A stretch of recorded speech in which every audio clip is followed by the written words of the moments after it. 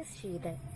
നമുക്ക് 10ാം ക്ലാസ്സിലെ social science ഭാഗം 1 ചാപ്റ്റർ 1 നോക്കാം.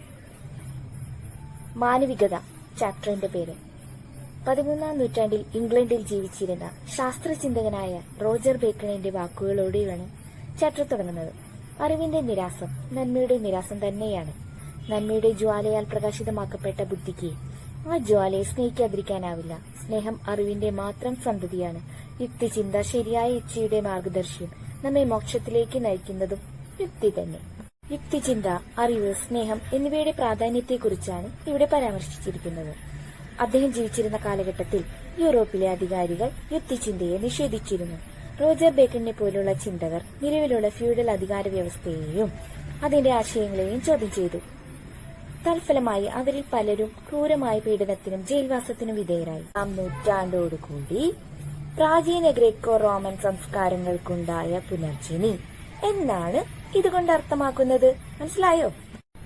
ഇറ്റലിയിലെ നഗരങ്ങൾ യൂറോപ്പിലെ മറ്റു നഗരങ്ങളിൽ നിന്നും വ്യത്യസ്തമായിരുന്നു. അവ കൂടുതൽ സ്വാതന്ത്ര്യവും സമ്പന്നവും ഊർജ്ജസ്വലവും ആയിരുന്നു. ഇവിടങ്ങളിലെ വ്യാപാരികൾ ബാങ്കിംഗ്, ഇൻഷുറൻസ് എന്നീ മേഖലകളെക്കുറിച്ച് അറിവുള്ളവരായിരുന്നു. ബുക്ക് കീപ്പിംഗ് പോലുള്ള വാണിജ്യ സാങ്കേതിക വിദ്യകളിൽ കാര്യക്ഷമത കൈവരിച്ചവരും അക്കൂട്ടത്തിലുണ്ടായിരുന്നു. അവരിൽ നിരവധി പേർ വാണിജ്യത്തിലൂടെ അതിസമ്പന്നരായി മാറുകയും ചെയ്തു. എന്താണ് ബുക്ക് കീപ്പിംഗ്? ഒരു സ്ഥാപനത്തിന്റെ വരവും ചെലവും ദൈനംദിനാടിസ്ഥാനത്തിൽ ക്രമമായി രേഖപ്പെടുത്തുന്നതിനെയാണ് ബുക്ക് കീപ്പിംഗ് എന്ന് പറയുന്നത്. അക്കൗണ്ടിങ്ങിന്റെ ആദ്യ പടിയാണ് ബുക്ക് കീപ്പിംഗ്. ഓക്കെ. 11ാം നൂറ്റാണ്ടോടെ യൂറോപ്പിൽ വാണിജ്യവൽക്കരണം മധ്യകാല ഫ്യൂഡൽ വ്യവസ്ഥയുടെ തകർച്ചയ്ക്കും 1-ാം നൂറ്റാണ്ടോടുകൂടി പ്രാചീന ഗ്രേക്കോ റോമൻ സംസ്കാരങ്ങൾക്കുണ്ടായ പുനർജനി എന്നാണ് ഇതുകൊണ്ട് അർത്ഥമാക്കുന്നത്. മനസ്സിലായോ? ഇറ്റലിയിലെ നഗരങ്ങൾ യൂറോപ്പിലെ മറ്റു നഗരങ്ങളിൽ നിന്നും വ്യത്യസ്തമായിരുന്നു. അവ കൂടുതൽ സ്വാതന്ത്ര്യവും സമ്പന്നവും ഊർജ്ജസ്വലവും ആയിരുന്നു. ഇവിടങ്ങളിലെ വ്യാപാരികൾ ബാങ്കിംഗ്, ഇൻഷുറൻസ് എന്നീ മേഖലകളെക്കുറിച്ച് അറിവുള്ളവരായിരുന്നു. ബുക്ക് കീപ്പിംഗ് പോലുള്ള വാണിജ്യ സാങ്കേതിക വിദ്യകളിൽ കാര്യക്ഷമത കൈവരിച്ചവരും അക്കൂട്ടത്തിലുണ്ടായിരുന്നു. അവരിൽ നിരവധി പേർ വാണിജ്യത്തിലൂടെ അതിസമ്പന്നരായി മാറുകയും ചെയ്തു. എന്താണ് ബുക്ക് കീപ്പിംഗ്? ഒരു സ്ഥാപനത്തിന്റെ വരവും ചെലവും ദൈനംദിനാടിസ്ഥാനത്തിൽ ക്രമമായി രേഖപ്പെടുത്തുന്നതിനെയാണ് ബുക്ക് കീപ്പിംഗ് എന്ന് പറയുന്നത്. അക്കൗണ്ടിങ്ങിന്റെ ആദ്യ പടിയാണ് ബുക്ക് കീപ്പിംഗ്. ഓക്കെ. 11ാം നൂറ്റാണ്ടോടെ യൂറോപ്പിൽ വാണിജ്യവൽക്കരണം മധ്യകാല ഫ്യൂഡൽ വ്യവസ്ഥയുടെ തകർച്ചയ്ക്കും മതമേധാവിത്വത്തിന്റെ ശക്തി ക്ഷയിക്കുന്നതിനും കാരണമായി. ഇത് സമ്പന്നരായ ഒരു വിഭാഗത്തിന്റെ ഉയർച്ചയ്ക്കും ആധിപത്യത്തിനും ഇടയാക്കി. വാണിജ്യ പുരോഗതിയുടെ ഫലമായി ഇറ്റലിയിൽ നിരവധി സമ്പന്ന കുടുംബങ്ങൾ ഉയർന്നുവന്നു. ഇവർ രാഷ്ട്രീയ അധികാരത്തിന്റെ ഒരു പങ്ക് ആവശ്യപ്പെട്ടു. ഇത്തരത്തിൽ ഉയർന്നുവന്ന കുടുംബങ്ങളും അവ വളർന്നു വന്ന നഗരങ്ങളും ഏതെല്ലാമെന്ന്?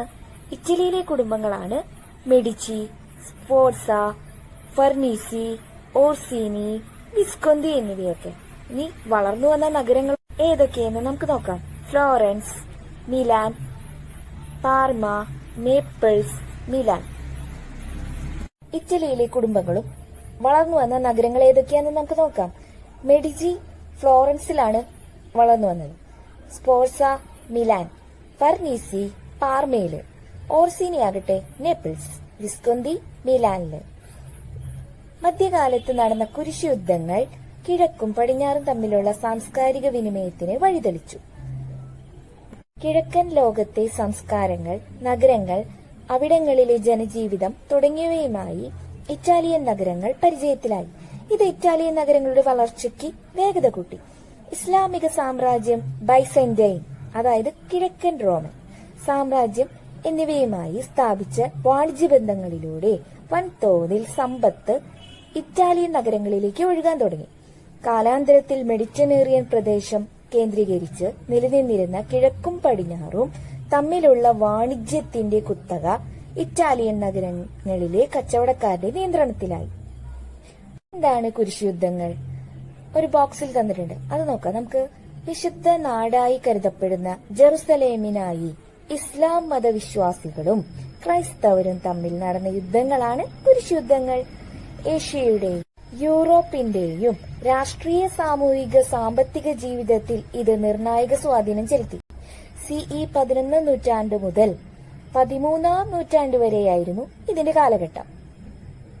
ബോക്സിലൊക്കെ തന്നിരിക്കുന്നത് നോക്കണേ, അതിലൊക്കെ ഇമ്പോർട്ടന്റ് ഉണ്ടാവും. 4-ാം നൂറ്റാണ്ടിന്റെ മധ്യത്തിൽ പൊട്ടിപ്പുറപ്പെട്ട ബ്യൂബോണിക് പ്ലേഗ് എന്ന മഹാമാരി ഇറ്റാലിയൻ നഗരങ്ങളെ സാരമായി ബാധിച്ചു.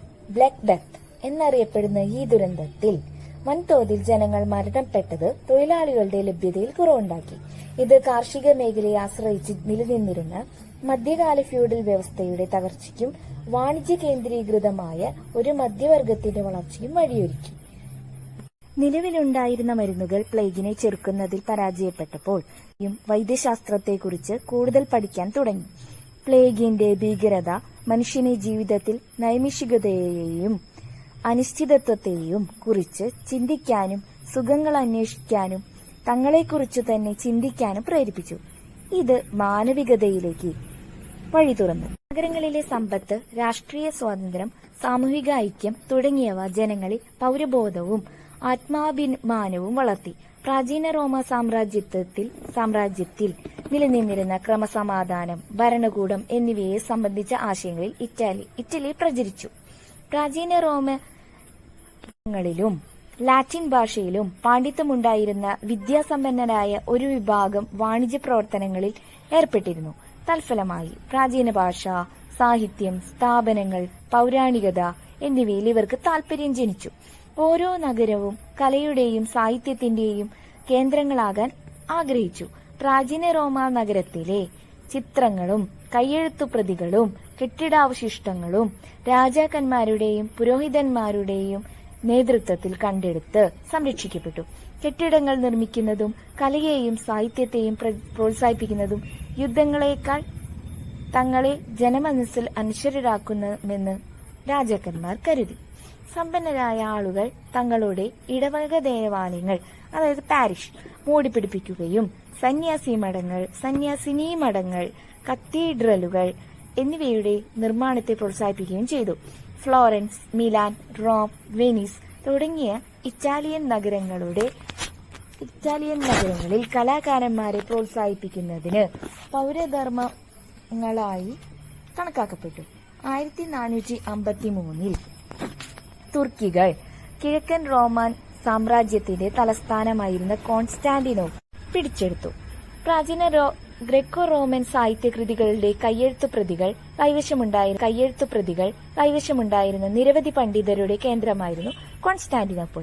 തുർക്കികളുടെ ആക്രമണത്തെ തുടർന്ന് അവർ തങ്ങളുടെ കൈവശമുള്ള കയ്യെഴുത്തുപ്രതികളുമായി ഇറ്റാലിയൻ നഗരങ്ങളിലേക്ക് നീങ്ങി.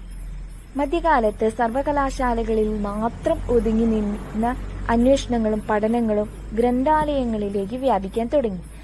സമ്പത്തും രാഷ്ട്രീയ സ്വാതന്ത്ര്യവും കലാപരമായ പുരോഗതിക്കും സാംസ്കാരിക രംഗത്തെ പരീക്ഷണങ്ങൾക്കും വഴിയൊരുക്കി.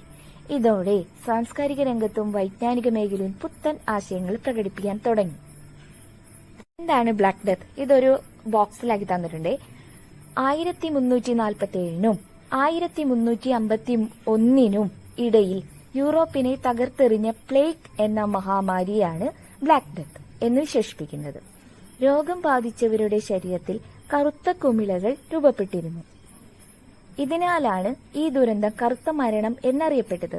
വാണിജ്യത്തിനായി വന്ന കപ്പലുകളിലൂടെ എത്തിയ എലികളിലെ ചെള്ള് വഴിയാണ് യൂറോപ്പിൽ പ്ലേഗ് പടർന്നു പിടിച്ചത്. യൂറോപ്യൻ നവോത്ഥാനം ഒരു കൊളോണിയൽ കാഴ്ചപ്പാട്. യൂറോപ്പ് കേന്ദ്രീകരിച്ചാണ് നവോത്ഥാനം ആവിർഭവിച്ചത് എന്ന ആശയത്തിനെതിരായി ഇന്ന് നിരവധി അഭിപ്രായങ്ങൾ ഉയർന്നുവരുന്നുണ്ട്.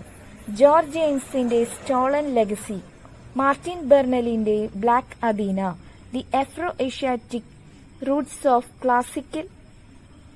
ക്ലാസിക് സിവിലൈസേഷൻ എന്നീ ഗ്രന്ഥങ്ങൾ ഈ അഭിപ്രായം പങ്കുവയ്ക്കുന്നവയാണ്. യൂറോപ്പ് മാത്രം ശരിയും മറ്റെല്ലാം തെറ്റുമാണ്, അല്ലെങ്കിൽ യൂറോപ്യർ മാത്രം പരിഷ്കൃതരും മറ്റെല്ലാവരും അപരിഷ്കൃതരുമാണെന്നാണ് ഇത് എന്ന് വരുത്തി തീർക്കാനാണ് കൊളോണിയൽ ചരിത്രകാരന്മാർ ശ്രമിക്കുന്നത് എന്നാണ് ഇവർ വാദിക്കുന്നത്.